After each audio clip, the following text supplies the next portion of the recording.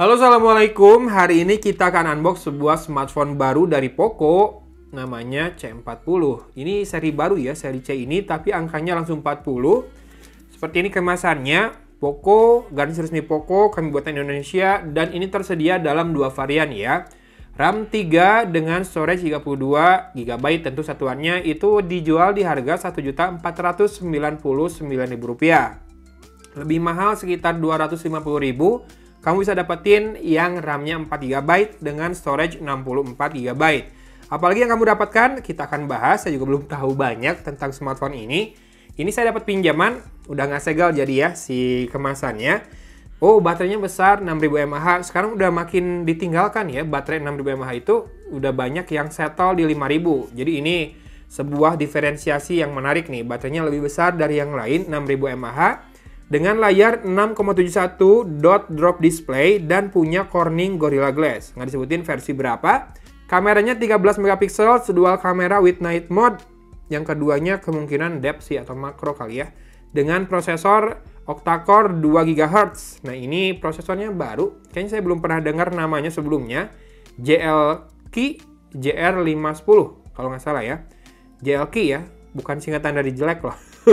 Kalau ngelihat juga saya udah browsing barusan, skor Antutunya sekitar 130 ribuan.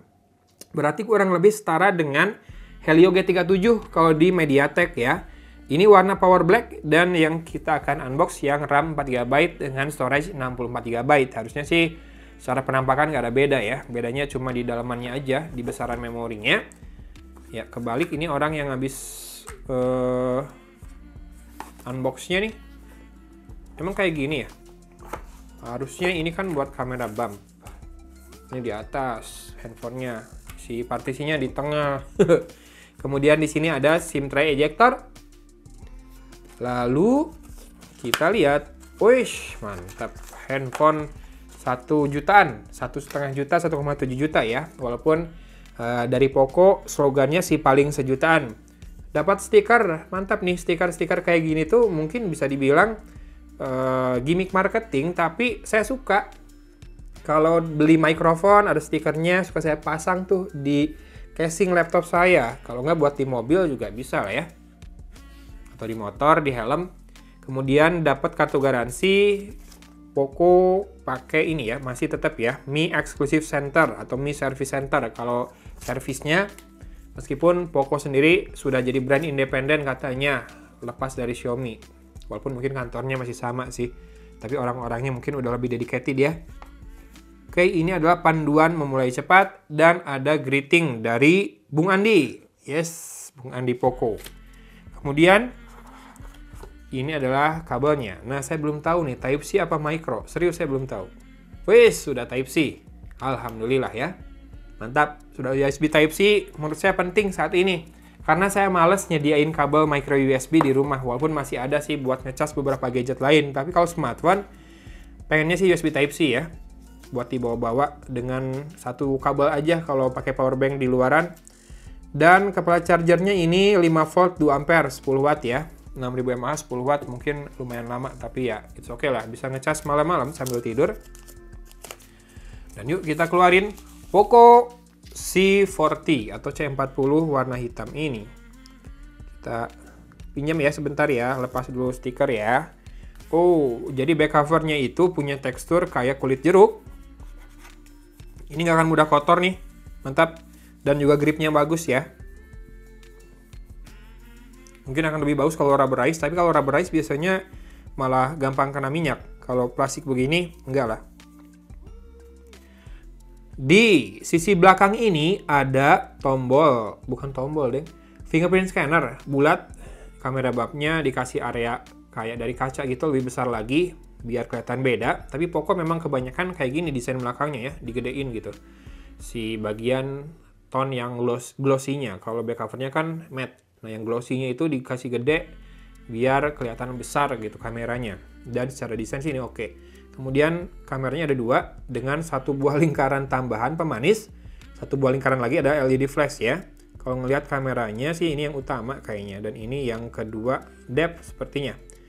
AI dual camera design by Poco. Di sisi atas ada jack audio 3,5 mm masih ada, tapi kita bisa lihat juga tidak ada mikrofon kedua. Oh, apa ini? Ada benang. Tidak ada mikrofon kedua buat noise cancellation ya, buat telepon.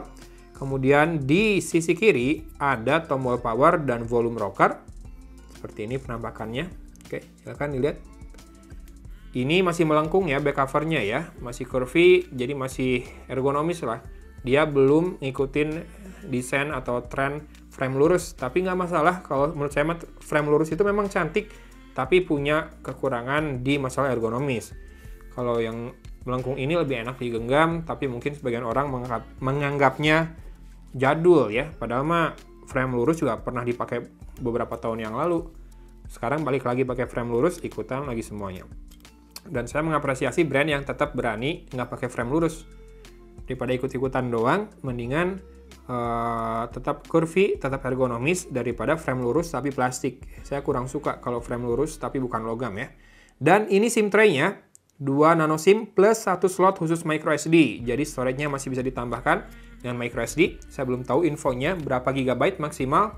Dan di sisi bawah ada mikrofon, port USB Type-C dan speaker grill berupa 5 buah lubang. Oke, kita lihat sisi depannya. Oh, masih ini. Ada plastiknya. Kita lepas. 6,71 inci besar ya. Buat teman-teman yang suka layar besar nih, dikasih nih. Kita lihat bezelnya yuk abis ini.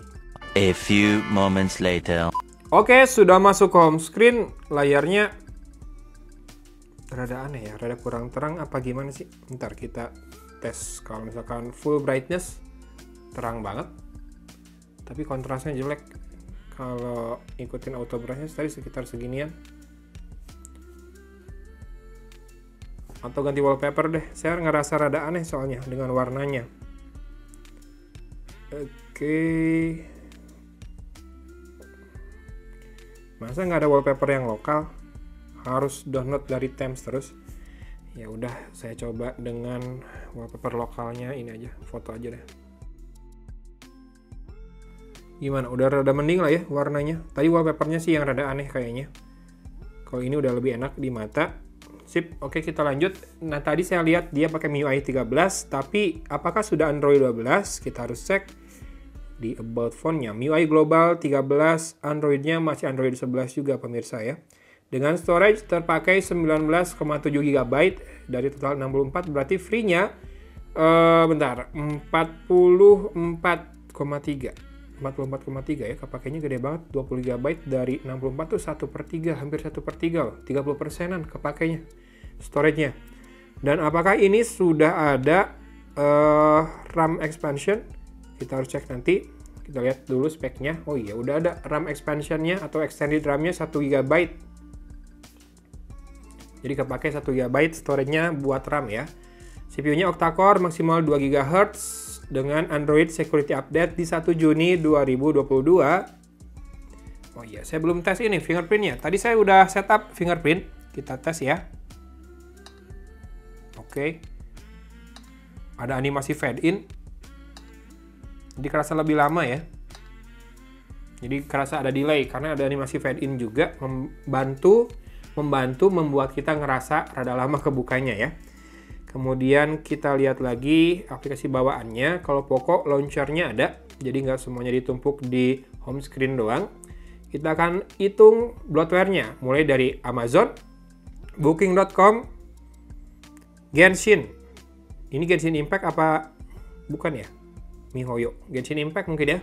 LinkedIn, Netflix, Noveltoon, Prime Video, Tokopedia, TikTok, 9, nggak terlalu banyak sih si bloatware-nya, tapi kepakainya 20 GB kurang dikit ya, gede banget.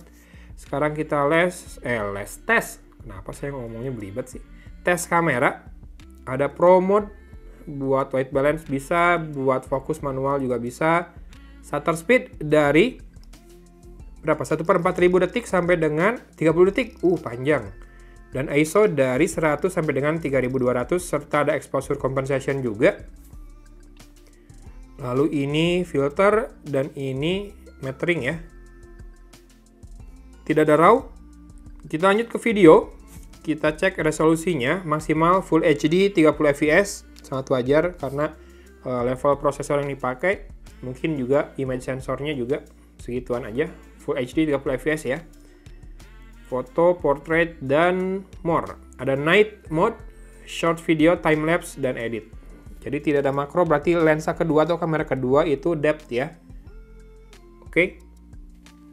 Untuk ketebalannya wajar lah ya, 6000 mAh. Tidak terlalu tipis, tapi juga enggak yang bulky. Karena dia keserap dimensinya sama luas layar atau penampang layarnya yang lebih besar, 6,71 inci. Dengan bezel, ya sama sih kebanyakan smartphone, bezel bawahnya lebih tebal. Tapi ini memang tebalnya ekstra, tapi karena level harganya nggak masalah. Dengan kamera depan drop notch seperti itu, di atasnya ada earpiece. Dan bezel kiri kanan lebih tipis sedikit dibandingkan bezel atas ya. Oke, ini dia Poco C40 dengan prosesor baru yang mungkin butuh testing lebih mendalam, lebih lama ya buat ngetahuin karakter prosesor ini apakah hemat daya atau tidak, mudah panas atau tidak, dan performnya seperti apa. Walaupun kalau dari Antutu dia levelnya skor Antutu 9-nya ada di 130 ribuan, ya kurang lebih sama dengan Helio G37 ya. Sementara untuk harganya, saya ngerasa Poco kurang berani nih. Yang 1,5 juta kurang 1.000 itu yang RAM 3 dengan storage 32. Kalau kayak gitu kan udah banyak sih yang jualan ya. Cuma memang ini mungkin menang sekarang di baterainya yang 6000 mAh, besar banget. Finishingnya saya suka, walaupun ya lama-lama udah ada bekas minyak juga tuh. Yang nggak terlalu cepat lah, nggak sekali pegang-pegang udah kotor-kotor ya. Karena memang dalam paket penjualannya juga nggak dapat softcase, dapatnya stiker.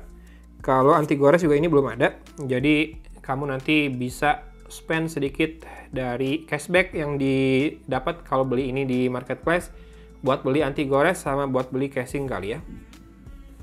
Oke lah, mungkin buat teman-teman yang mempertimbangkan smartphone buat anak sekolah atau buat senior atau buat handphone kedua yang baterainya besar, ini bisa dipertimbangkan. Linknya ada di deskripsi. Unboxingnya cukup sampai di sini, dan sepertinya tidak akan ada review buat smartphone ini ya. Saya nggak berencana bikin reviewnya, jadi habis unboxing mau dikembalikan. Thanks for watching. Dari Kota Cimahi, Agun pamit undur diri. Wassalamualaikum warahmatullahi wabarakatuh.